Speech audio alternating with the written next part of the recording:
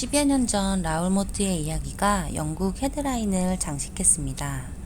라울의 얼굴은 뉴스에 도배되었고 당시 시민들은 너무 무서워서 아이들을 밖에 내보내지도 못했어요.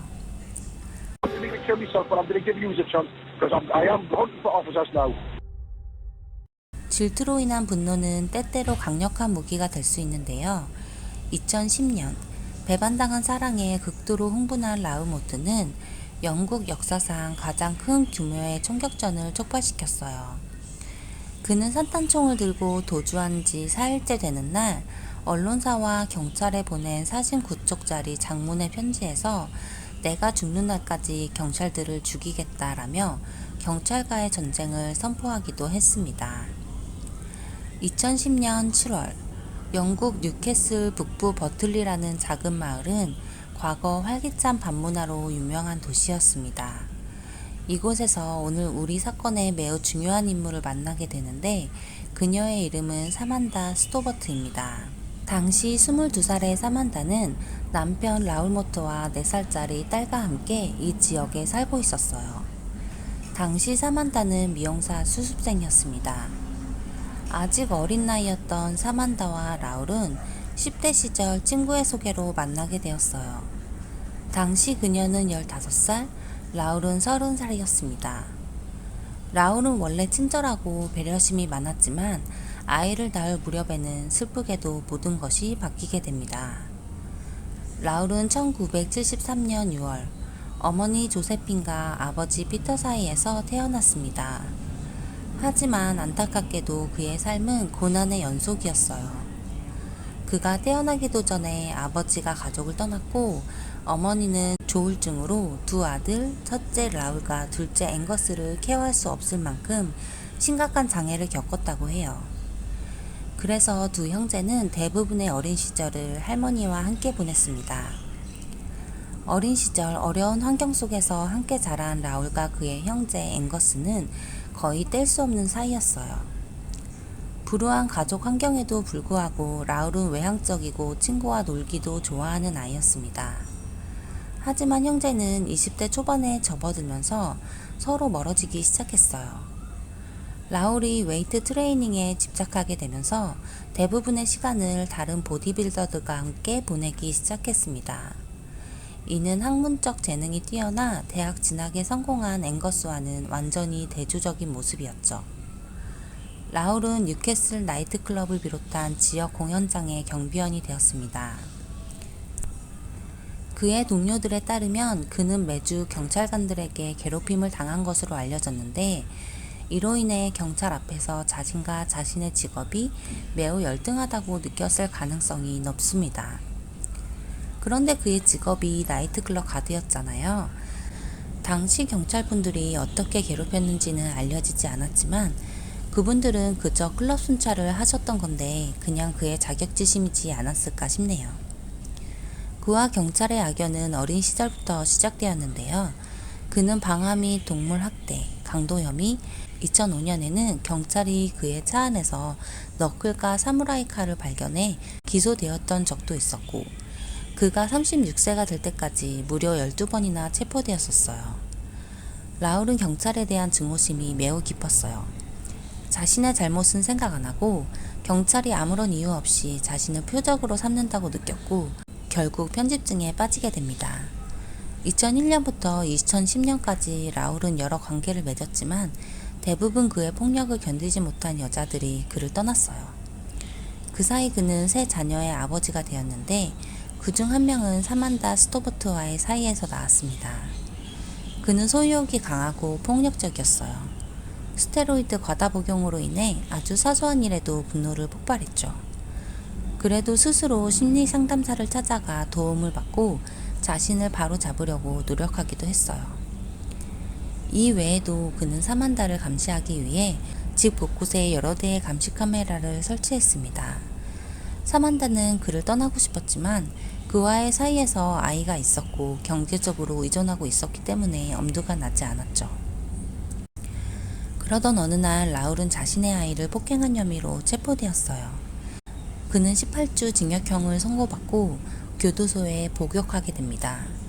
그 사이 사만다는 최근 이 지역으로 이사온 매력적인 남자와 사랑에 빠지는데요.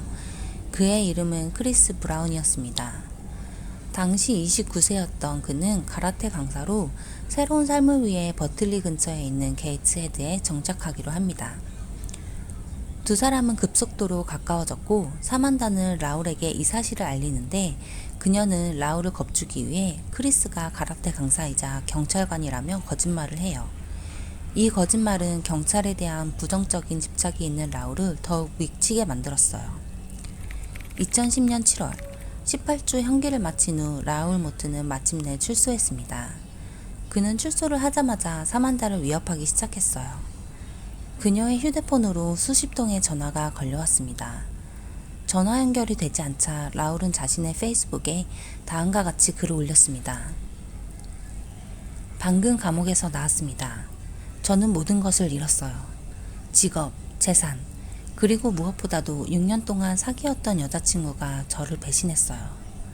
나는 21살도 아니고 내 인생을 다시 시작할 수 없어요. 무슨 일이 일어났는지 지켜보세요. 그는 산탄총을 더욱 치명적으로 만들기 위해 탄약을 개조하기까지 했어요. 그리고 이틀 후 2010년 7월 3일 새벽 2시 40분 크리스와 사만다는 친구의 집을 방문하여 이야기하고 술을 마시며 보냈습니다. 날씨가 더웠기 때문에 그들은 거실 창문을 활짝 열어놓은 상태였어요. 라울은 사만다와 크리스를 추적하여 그가 앉은 창문 바로 아래에서 그들이 자신에 대해 이야기하는 대화를 듣고 있었습니다. 그들이 라울에 대해 무슨 대화를 했는지는 공개되지 않았지만 아마도 좋은 이야기는 아니었겠죠. 사만다와 크리스가 집으로 돌아가기 위해 문을 열고 밖으로 나갔을 때 그들 앞에는 라울이 서 있었어요. 그의 손에는 산탄총이 들려 있었습니다. 라울은 바로 크리스를 2발 쐈고 부상을 입은 크리스는 도망치려 했지만 재장전 후 땅에 쓰러져 있는 크리스에게 마지막 한 발을 쐈어요. 크리스는 그 자리에서 사망했습니다. 사만다는 도움을 청하기 위해 집 안으로 다시 달려 들어갔지만 라울이 창문을 통해 쏜 총을 가슴에 맞고 쓰러졌어요. 그 후 그는 침착하게 걸어서 마을을 떠났고 상황의 심각성을 인지한 경찰은 그의 공개 수배를 결정했습니다. 그는 도주 중에 경찰서에 전화를 하기도 했어요. Hello there, this is the gunman from Berkeley last night. My name is Raoul Moat. What I'm phoning about is to tell you exactly why I've done what I've done, right? Now my girlfriend has been having an affair behind my back, but one of your officers, this gentleman that I shot last night, the karate instructor, right? Years, come anywhere near me and I'll kill you. I've got 2 hostages at the minute, right? Come anywhere near me and I'll kill them as well. Can you confirm you've got 2 hostages? I've confirmed I've got 2 hostages, yes. Right. And where are you? I'm not going to tell you where I am. So listen to me, but I'll tell you he was the first one to run and hide upstairs, leaving his wife. We are trying to help you, yeah. You're not trying to help us. You wanted me to do myself in, and I was going to do it. I thought, no, you've had too much from me. You need to kill yourself, but I'm going to give you a chance, because I am hunting for officers now. 그날 밤 12시 45분 경찰관인 데이비드는 자신의 인생이 곧 바뀔 것이라는 사실을 모르고 순찰자에 앉아 있었습니다. 데이비드는 라울 모트가 차량을 바꿨다는 사실을 모르고 있었기 때문에 라울의 새 차가 그의 바로 뒤에 있다는 사실도 알지 못했어요. 그때 라울이 데이비드가 경찰차에 혼자 앉아 있는 것을 보고 고속도로에서 빠져나와 그에게 다가갔습니다. 그는 산탄총을 꺼내서 그쪽으로 걸어갔고 창문 옆으로 걸어가 데이비드와 눈을 마주친 후 바로 방아쇠를 당겼습니다. 데이비드는 덩치 큰 남자가 자신을 향해 산탄총을 겨냥하고 있는 것을 봤어요. 그는 얼굴에 2번 총을 맞았고 죽은 척하고 있었어요. 라울이 그를 죽였다고 확신하고 도망가자 데이비드는 바로 동료들에게 전화를 하여 지원을 요청했습니다. 데이비드는 가까스로 생명을 구했지만 그 때문에 2 눈의 시력을 잃게 되었고 그의 두개골에는 총알이 200개 이상 박혀 있었습니다. 그가 경찰들을 사냥할 것이라는 협박이 현실이 되었고 이제는 걸어다니는 모든 경찰관이 표적이 되었어요. 그날 밤 바로 또 다른 전화가 경찰서로 걸려옵니다. Tell your officer So the roundabout in the west end of Newcastle. Yes. Well, absolutely not going to stop. You're not You're going to have to kill me. Right. And I'm never going to stop. 경찰은 긴급 기자회견을 열어 그에게 자수하라고 간청하는 성명을 발표했어요.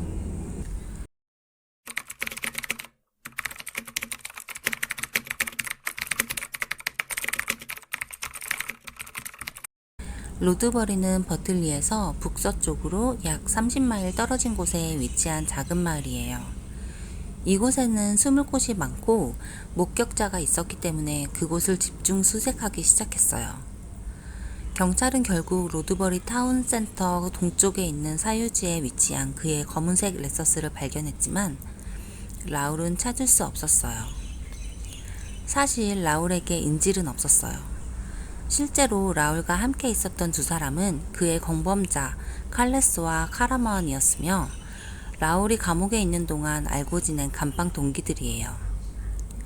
칼레스는 실제로 사만타를 염탐하고 라울에게 총을 구해준 인물로 라울의 도주를 도와주기도 했습니다. 이 두 사람은 라울이 데이비드를 쏘는 동안 차에서 라울을 기다렸어요.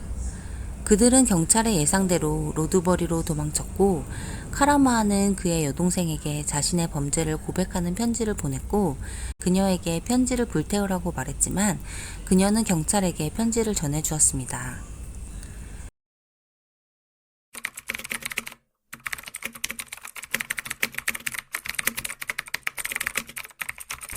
이제 칼레스와 카라마는 인질 대신 공범으로 간주됩니다. 7월 7일 로드버리의 한 시골길 수색 중인 헬리콥터가 공범 카네스와 카라마안을 발견했고 장복경찰이 조심스럽게 접근해 두 남자를 성공적으로 체포했어요. 그 근처에서 경찰은 텐트가 포함된 라울의 캠핑장을 발견했습니다. 그곳에서 이불, 핸드폰, 사만타에게 보낸 8페이지 분량의 편지 등이 발견되었어요. 핸드폰 조사 결과 라울은 도피 중에도 계속 뉴스를 시청했고 점점 더 불안해졌습니다. 그는 언론들이 만들어내는 거짓 또는 과장 뉴스에 발끈했고 또다시 무고한 사람들을 죽이겠다고 경찰들을 협박했어요. 7월 8일 경찰들은 그에 관한 모든 뉴스를 중단시킬 수밖에 없었습니다. 이제 그는 친구도 없고 차도 없고 휴대폰도 없고 갈 곳도 없는데도 불구하고 여전히 도주 중이었어요. 사만다에게 남겨진 8페이지 분량의 편지 외에 경찰은 살인이라는 제목의 14페이지 분량의 편지도 발견했어요.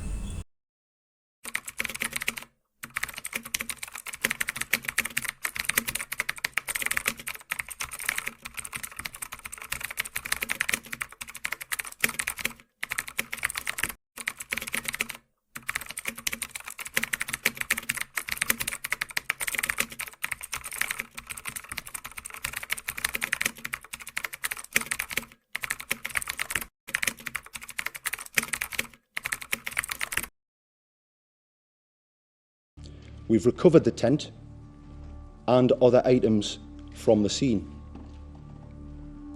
This includes another letter, purportedly from Mr. Moat. This is an 8-page handwritten document addressed to Samantha. In it, Mr. Moat reasserts his belief that Samantha's partner was a police officer. I repeat, this is not the case. Mr. Moat, I've said it before and I will say it again. We want to apprehend you safely. Please give yourself up. Given the urgency to locate and detain Mr. Moat, we have decided to offer a £10,000 reward for information which leads directly to Mr. Moat's detention.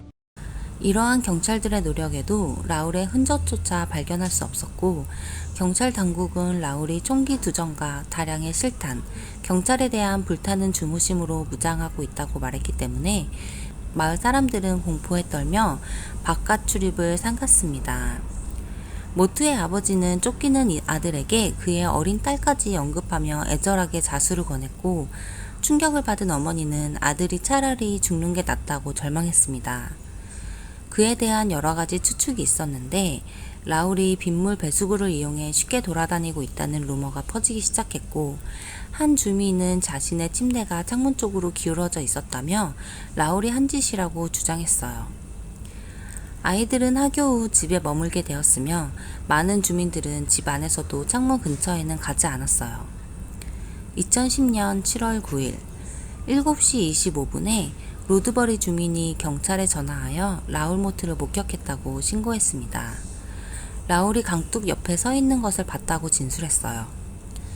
영국 경찰은 그가 숨어든 곳으로 추정되는 교회 산악지대에 60명의 중무장 경찰과 저격수, 장갑차 20대까지 투입해 포위망을 좁혀가고 있었어요. 긴장과 두려움 속에서 경찰과 6시간 동안 대치한 후 라울은 스스로 목숨을 끊었습니다. 그는 즉시 병원으로 이송되었지만 오전 2시 20분에 사망 선고를 받았습니다. 뉴캐슬의 검사관 데이비드 미트포드는 그가 머리에 총상을 입고 사망했다고 말했습니다. 공범인 칼레스와 카라마아는 크리스토퍼 브라운의 살인 음모로 재판을 받았고 경찰관 데이비드에 대한 살인미수로 결국 존신형을 선고받았어요. 라울 모트 사건은 며칠 동안 트위터에서 가장 인기 있는 주제였으며 수십 개의 페이스북 그룹이 만들어졌는데 그 중에는 라울 모트를 기억하고 동정하는 추모 페이지도 있었어요. 이 페이지에는 며칠 사이에 36,000명의 회원이 생겼습니다. 언론은 그가 강인하고 남성적인 매력이 있는 남자였다고 미화하였고 그의 불우했던 어린 시절을 강조하며 그가 결코 가지지 못한 완벽한 가족이 그를 폭력적인 광란으로 이끌었다고 주장해 그를 동정하는 사람들이 늘어났던 거죠. 그가 방아쇠를 당기기 전에 마지막으로 했던 말 중 하나는 아빠였다고 하네요. 물론 그의 가족사가 그의 행동에 영향이 없다고는 말하지 못하겠지만 모든 불우한 사람들이 다 라울 모트처럼 되지는 않는다고 생각해요. 사만다는 2012년 마지막 인터뷰 이후 자취를 감추었고 이제 34살이 되었을 그녀가 지난 아픔은 다 잊고 행복하게 잘 지내고 있었으면 좋겠네요.